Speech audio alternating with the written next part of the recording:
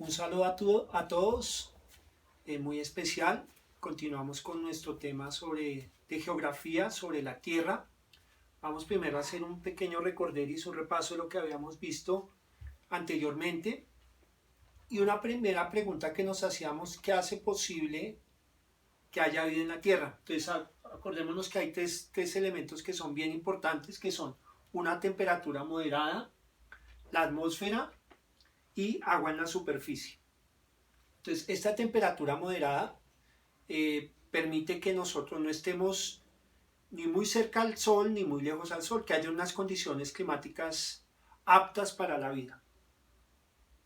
La atmósfera, que es esta capa gaseosa que envuelve la Tierra, agua, elemento vital para que haya vida. Vemos algunas imágenes de seres humanos, plantas, animales, que es lo que encontramos en la Tierra. Las eras geológicas, que son las edades de la Tierra o espacios de tiempo de la Tierra. Digamos que la era más antigua es la zoica, le seguía la arcaica, la primaria o paleozoica, que es cuando aparecen las algas marinas, secundaria o mesozoica, los dinosaurios, terciaria o cenozoica, que es cuando se forman los Andes centrales de Colombia, la cordillera del Himalaya, cuaternaria antropozoica, que es cuando aparece el hombre. Acordémonos que esto es una teoría que tiene que ver con una teoría planteada por Charles Darwin, que es la teoría de la evolución. Muy bien. Partes de la Tierra: la atmósfera, la hidrosfera y la litosfera. La atmósfera ya la habíamos mencionado anteriormente. La atmósfera tiene unas capas. La más externa es la exósfera. Tenemos la termósfera, la mesósfera, la estratosfera, donde está la capa de ozono, y la troposfera, que es la capa más cercana a nosotros. La hidrosfera, que es la parte líquida de la Tierra, océanos, mares, ríos, lagos, aguas subterráneas y zonas heladas, que están en los polos o en la parte más alta de las montañas, en los nevados. Tenemos unas imágenes, unas fotos de los océanos, los ríos, los lagos y las aguas subterráneas. Aquí tenemos las zonas heladas, la litosfera, que es la parte, como mencionamos, más externa de la Tierra o la parte sólida de la Tierra. Y hay una estructura interna, que es la corteza, el manto y el núcleo, que es la parte central. Aquí tenemos una imagen de la Tierra en su estructura interna. Movimientos de la Tierra, movimiento de traslación y el movimiento de rotación. Rotación es la que realiza la Tierra sobre su propio eje. Aquí vamos a ver una imagen. Aquí vemos que está rotando sobre su propio eje y este movimiento dura 24 horas. Y el movimiento de traslación, que es el movimiento de la Tierra alrededor del Sol, que dura 365 días. Aquí tenemos una imagen del movimiento de traslación. Los usos horarios, que es cada una de las 24 áreas en que se divide la Tierra. Esto con el fin de establecer qué hora es en cualquier lugar o en cualquier punto de la Tierra. Está en 24 partes y cada línea de estas equivale a una hora.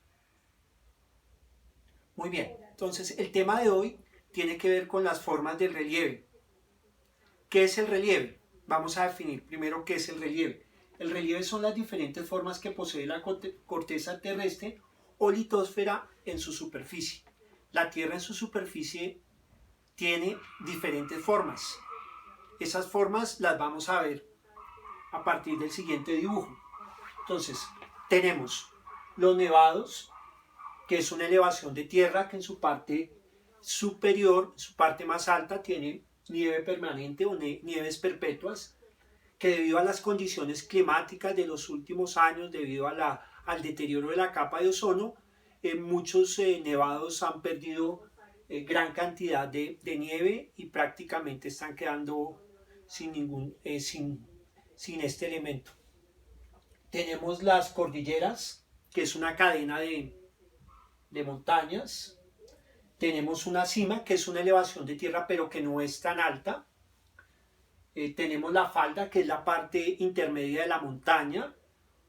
Tenemos el pie, que es donde se inicia la base de la montaña.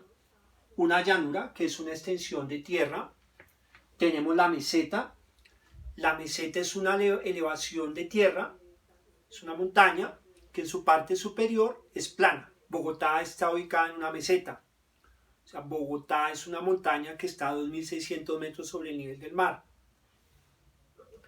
Tenemos una selva, tenemos una depresión que es un hundimiento de la tierra, una colina que es una montaña también pequeña, tenemos el río, tenemos un pico que es una elevación de tierra que termina en su parte superior, termina en punta. Y estas son algunas de las características del relieve. O sea, el relieve tiene diferentes formas.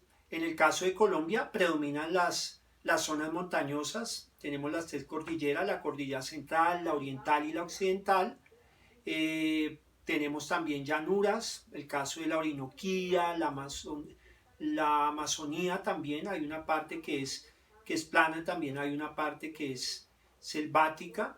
Tenemos la llanura del Caribe, la llanura pacífica. Bueno, en fin, Colombia tiene una gran variedad de formas en su relieve.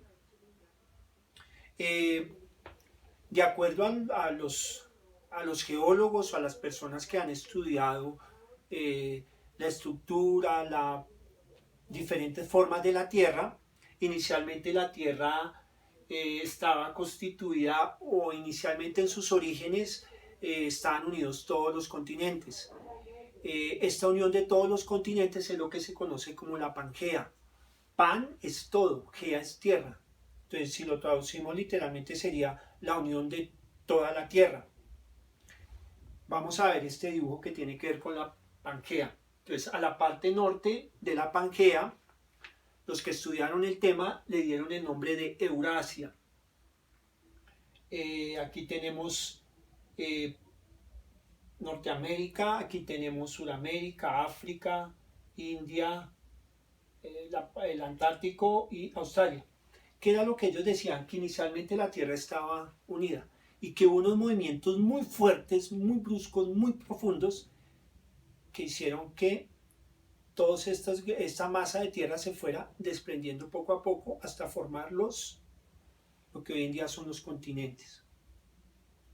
Esto es lo que se conoce, esta teoría se conoce como la deriva continental, que es el desplazamiento de las masas continentales una respecto de las otras. O sea, se separaron, se fueron moviendo. Esta teoría fue desarrollada por el alemán Alfred Wegener en el año 1912. Este señor alemán desarrolló la teoría de la deriva continental. Aquí tenemos una imagen. Entonces aquí vemos unas imágenes. Aquí nos muestra cómo los continentes se fueron separando. Aquí hay unas flechas que nos indican que a raíz de esos movimientos bruscos y esa fuerza que ejercían unos sobre otros, se fueron desplazando lentamente, hasta hasta formar lo que hoy en día son los continentes. Dentro de esta teoría de la deriva continental hay algo que se llaman las placas tectónicas. Dicen que las placas tectónicas es un fragmento de la litosfera que se mueve como un bloque rígido. ¿Qué quiere decir esto? Que los continentes, que los océanos descansan sobre estas placas y que estas placas no están quietas, se están moviendo permanentemente. Que cuando estas placas se mueven bruscamente generan sismos. Un sismo es un temblor, un terremoto. Y si se da en el fondo de los océanos, en el fondo de los mares, genera tsunamis, movimientos bastante fuertes de la Tierra. Entonces tenemos aquí una imagen de la litosfera que dijimos que era la parte externa de la Tierra, que hay una litosfera continental. Aquí tenemos cada una de las partes de esta litosfera. Entonces, ¿qué son las placas tectónicas? Bueno, que establece que la litosfera está fragmentada, ahora les muestro una imagen, fragmentada como un rompecabezas, y que se desplazan permanentemente. O sea, estas placas no están quietas, hay movimientos permanentes. Los continentes no descansan sobre placas rígidas, sino están en movimiento como la gelatina. Cuando uno hace gelatina, uno se da cuenta que si bien es aparentemente rígida, pero tiene un leve movimiento. Hay placas grandes y hay placas pequeñas. En los bordes de las placas hay actividad volcánica y sísmica. Aquí vemos una imagen de cuáles son las placas. Esto que ven aquí en rojito, esta división, entonces tenemos la placa sudamericana, la placa de Nazca. Esta división que ustedes ven acá se conoce como falla y es el límite entre dos placas. Al interior de estas grandes placas hay otras placas más pequeñas, más fragmentadas. Esta línea que ustedes ven acá es la falla de San Andrés. La falla de San Andrés es una línea, es una falla que atraviesa todo el borde occidental de Sudamérica, desde el sur hasta el norte. ¿Qué pasa en estos bordes? En donde se unen dos placas hay mayor movimiento telúrico, hay mayor movimiento sísmico. Uno de los países donde más temblores, más terremotos hay es Japón. Y si miramos en el caso de Norteamérica, todo lo que tiene que ver con California, la ciudad de San Francisco hace unos 100 años sufrió un terremoto muy fuerte. Entonces, todas estas zonas que están cerca de la falla de San Andrés, que es la que atraviesa aquí la parte, decíamos la parte occidental de América, son propensas a sufrir movimientos sísmicos cada día con mayor fuerza. Entonces aquí vemos varias divisiones. Aquí tenemos las imágenes del científico alemán que formuló esta teoría, placas tectónicas. Entonces tenemos acá la placa oceánica, la placa continental, y eso es todo. Entonces muchas gracias y cualquier inquietud, cualquier pregunta, estamos comunicándonos. Hasta luego.